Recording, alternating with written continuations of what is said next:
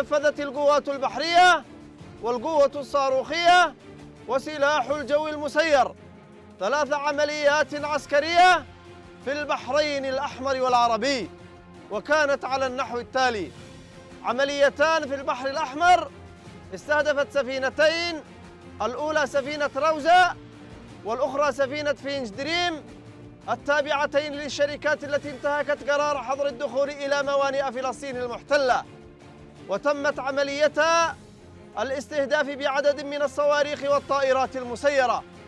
فيما استهدفت العملية الثالثة سفينة ميرسك سالتر الأمريكية بعدد من الطائرات المسيرة شرقي البحر العربي.